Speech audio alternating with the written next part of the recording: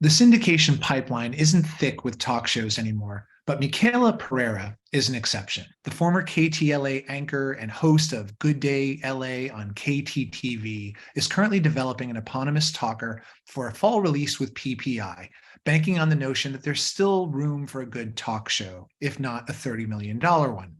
I'm Michael Depp, editor of TV News Check, and this is Talking TV, the podcast that brings you smart conversations about the business of broadcasting. Today, a conversation with Michaela Pereira about what makes a good talker work and what the genre and its hosts need to do to stay connected and relevant for audiences in 2023. We'll be right back.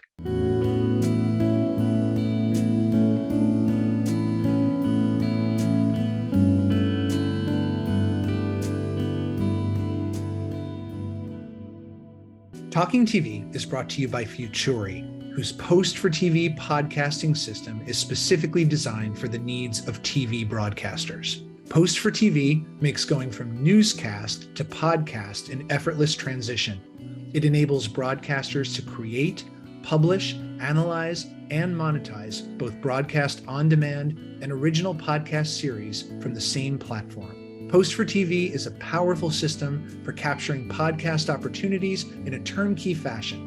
It ingests and automatically edits newscast audio for optimum fidelity and publishes blocks or full newscasts to on-demand audio platforms. You can learn more about Post for TV at futurimedia.com/post4tv. Welcome, Michaela Pereira, to Talking TV. Hi, Michael. One of my favorite things to talk about. Michaela, it is a very competitive landscape in talk, and there are a lot of well-known bodies on that battlefield. Why do you want to host a new talk show in 2023? It's something I've wanted, Michael, my entire career. And I think that I've been working towards this moment since the day I realized, since the light bulb went off over my head that this was something that I could do and do very well. TV and I came to each other sort of by accident, but, you know, serendipity, fate, God, whatever you believe in. And so the culmination of a 30-year career has brought me to this point. And look, I'll tell you, when people ask me, well, why you, why now? Frankly, I'll say, why not me? I'm a journalist, first and foremost, and I've spent most of my career talking to people and interacting with people and hearing their stories. They give their stories to me. And we connect. And the fact is now, I think that's the thing we need more than anything, is to reestablish connection, right? We're so disconnected for so long and are now just trying to remember how to do it again. And I'd like to be part of that conversation. Remind us who we are. I think the time is now. So what is your show's value proposition? It's always such a challenging thing to answer, right? I don't necessarily speak in those terms. But look, I think when I look around the landscape right now, we have, like you said, there's a lot of big names and a lot of really talented people out there. But the idea that there's not enough room for all of us, I think is misguided. You have a veteran of conversation and connection, 30 years. I said it before, and I know I keep repeating that, but the fact is I've interviewed people, leaders of state, people of note, names that are familiar to all of us. And I've also talked to everyday Joes, people that are in their communities trying to figure out ways to make those communities better. Frankly, those are my favorite stories. The people that are looking to fix what's wrong, fix what's not working, people that are trying to make the world a better place for all of us. So I'm hoping that we can shine a light on some of those things. That, you know, look, it's not a secret to any of us that things are tough right now.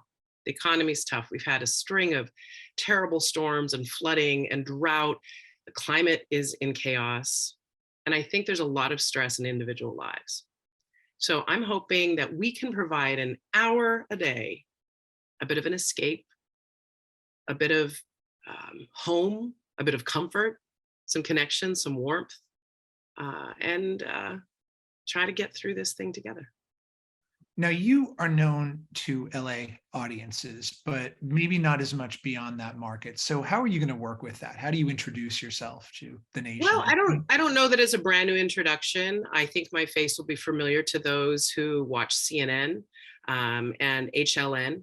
My 6 years at both of those networks allowed me great access to folks across the country. And I know that they're watching. When I look at the comments on my social media, folks are saying hi from all over the place. It's funny. My friends jokingly say that I collect people, and I do that in my personal life, but I think I do that with people who watch and cheer me on in my career too.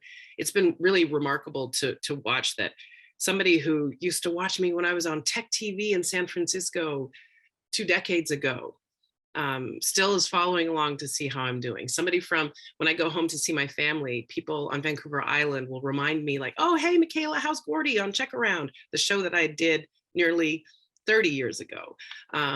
So CNN and HLN and my time on Vancouver Island and my time on Tech TV in San Francisco, I think will really help in terms of a bit of name recognition. But the fact is, I think people are open to seeing something new. And we're hoping to bring something slightly new. We're not going to reinvent the wheel here. Television is television. But I think we're going to try and do things a little bit differently, try to innovate a little bit here and there. And we feel confident that's going to work. And it's my understanding that former anchors or current anchors or people who know daily TV production have a little bit of an advantage coming into talk shows. How do you see that helping you? Well, I'll tell you one thing for sure you need is stamina. I mean, I've spent 6 hours on the air at one sitting, covering breaking news or a special event, a royal wedding, or the funeral of a head of state. So that idea that I have the intestinal fortitude and bladder strength, if you want to be silly, but you know what I'm saying. It takes energy.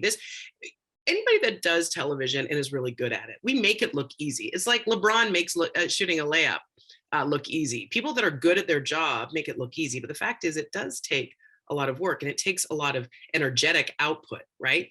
So to be able to do that for 2 hours at a time, 3 hours at a time, or 4 or 5 or 6 hours at a time, it takes stamina, and it takes skill, and it takes patience, frankly. So I think that's one advantage right off the bat.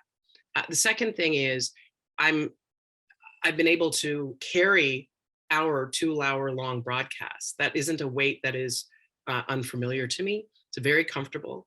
Live TV, I'm very comfortable with, as the same way I am with tape pieces. The first show I ever did in television in Canada and British Columbia was a live to tape daily show. So we had that, demanding schedule. We had to churn a new show out every day, but it was live to tape. So we weren't really having to do heavy editing. And so it was very much, shooting from the hip, getting it on as quick as you can, pretty raw, pretty dirty, but it was a great show that had a great following. So I think that live element, I think is an advantage for sure. Right. Now you touched on this already a little bit, but it does seem like the existential need for any talk show is the host's ability to connect. I mean, Oprah was the apotheosis of that, and others have reached connectability to greater or lesser degrees. How do you plan to tap into that? How do you come at that? Well, look, it's interesting because it's not something I have to, it's not something I have to try to do. I'm infinitely curious. I'm infinitely curious about humans and the human experience and people. I'm what you call a people person with a dash of introvertedness. So for me, it isn't an effort to try and connect with people. It's what I do. Try leaving a party with me, Michael. It's impossible. Ask my partner. Try walking down the street with me or go grocery shopping with me. People and I find each other. We connect. So if that's at our basis, right? If that's our starting point, we're not going to have to work very hard. What we're going to have to do is make sure we set up the show that allows those avenues to me. So does that mean I'm in the studio audience? Does it mean I'm in the field talking to folks? Am I going to where they're at? Look, more than ever, we've understood the need to meet people where they're at, right? Sure, there's aspirational TV, but we also just have to check in with folks. People are struggling. I need to go to where they are to see what's up, to see what's going on, connect with them in an authentic way. And the team's working on different ways, really innovative ways of doing that. I want to come back to that leaving the studio bit in just a second, but I want to hold on to the authenticity idea for just a second. I was having a conversation with a friend of mine last night, and it was funny because I was telling her about this interview we were going to do, and talking about a well-known talk show host who I won't mention, who recently, I have to confess, I don't watch a lot of talk, and so I'm not. But I happened to be in a lobby and watching a clip that was live of this show running. They had the sound off, and so I was just sort of watching it in a soundless, pantomimed way. It's an interesting experience, isn't it? It is, because you're just sort of watching the body language and Yeah. watching that for that notion of relatability. Yeah. And saw the very same clip and happened to bring this up as an example, which was extraordinary because I've never seen the show. But she locked into the fact that she thought that this was a great example of this host's authenticity and ability to connect. And it was so genuine to me. Whereas I watched the very same clip and thought, this is so performative and it's so over exaggerated. Frankly, it's the opposite of authentic to me. And it looked very contrived. I mean, so two people coming at, But okay, Michael, so you've lived long enough to know that two people can witness a scene and have two very different opinions of what happened, right? And look, that's the challenge of trying to get a studio audience to connect with your show, connect with your product, stay loyal to it, tune in day after day after day, is that people are going to receive it differently. So, I've been looking a lot at intention and impact in my own life. I may not have the intention of being rude or being short with you, but if you end up feeling that way because of how I've behaved, that's different from my intention and the impact, right? We have to be aware of the impact we're having on people. And so I look at that, I take that notion and look at what we're doing in terms of working on grabbing an audience. We can have the intention, but we also have to see what's actually landing, right? So I have been on TV for a long time. And I know that the thing that I do uniquely is that I connect with folks, that they see themselves in me, perhaps. Maybe maybe I'm familiar to them in a way. I'm not sure I can't put my finger on it exactly, but time and time again, I hear it and I know it. And as much as it sounds hokey, in a way, it's my superpower, Michael.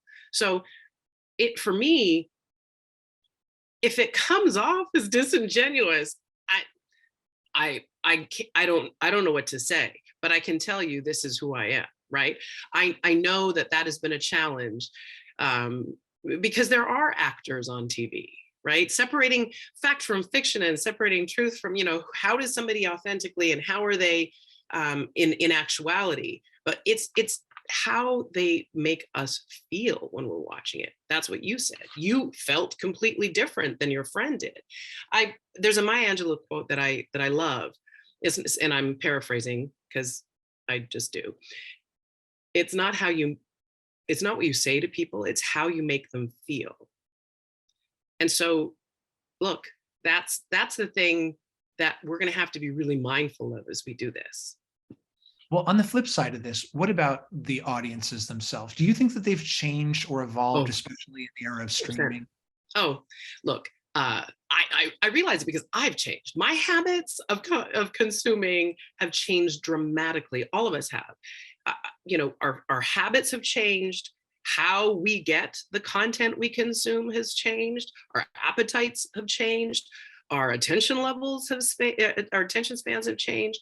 So that's one of the reasons why we have talked about the need to innovate with how we do this show. We can't just take the same model, I believe, of a traditional talk show and do it just the same way with a different host and expect different results. So to me, we have to think of an innovative way to connect, to present it, and bring this show to life. So let's talk about where the studio then fits into that. Because it seems you've already brought up the prospect of leaving the studio, somewhat going to people where they are. So at this moment, where are you envisioning that playing a role in the show? Well, I think it's going to be important to get to people. Look, none of this has been finalized to a point where I can announce it to you, but we're going to work on how to weave into the daily show aspects that are shot and brought to us, obviously playing on my ability to, be out in the field from my journalism experience. Obviously that'll help us. But I think that I see it daily in the programs. So it's not just studio based. It also seems to be the case that the more enduring shows now are thinking about their structure a little bit differently. In other words, they've built in a more modular construction of the show for social distribution and audience development on other platforms beyond just linear TV. So as the show is coming together, how are you thinking about the structure in that way? We have to consider that. It used to be, I was having this conversation with a news friend of mine recently, and she was lamenting the fact that the station that she worked for, this was a job prior to the one she's in now, the digital was always sort of an afterthought. Oh yeah, post this to the web, whatever. We have to understand that look at how you and I are having our conversation via Zoom over the internet, from your place to mine on different coasts. We'll post this on digital platforms. The newsletter will go out via email and people read it on their phones or watch the content on their phones. So if this is where we're spending most of our time, we can't just be considering the box or the frame on our walls. So we had this conversation just recently, how vital it is to have a robust presence online in digital and make sure that content is of equal value, because that's how so many eyes will be seeing us. When you look at the field that's out there now and the reticence of many producers to go down this road of new talk shows, what do you think is going to happen in talk over the next couple of years? I know you said there's room for everybody, but does that mean that there are going to be opportunities for everybody? There has to be opportunities. Look, if I understood all of the ins and outs of this, and if I had a crystal ball, I would be a very rich woman. It's hard to say, right? It's hard to say. There have been so many changes, and I think there were changes that we could have seen coming, and then there are other changes that we just didn't anticipate, right? So yes, there will be opportunity for shows like this, and time will tell where audiences, what they drift towards. But we're going to give them another option that I think will be home for a lot of folks. I'm really excited about it. All right. Well, Michaela Pereira's new show, Michaela from PPI, will be debuting this fall. Good luck as it continues to come together, and we'll look forward to seeing it. Happy New Year to you, Michael. Happy New Year. And you can watch past episodes of Talking TV on tvnewscheck.com and on our YouTube channel. We'll see you next week. A new episode of Talking TV is available most Fridays on tvnewscheck.com. You can also listen and subscribe on YouTube, Apple Podcast, Google Podcast, and Spotify.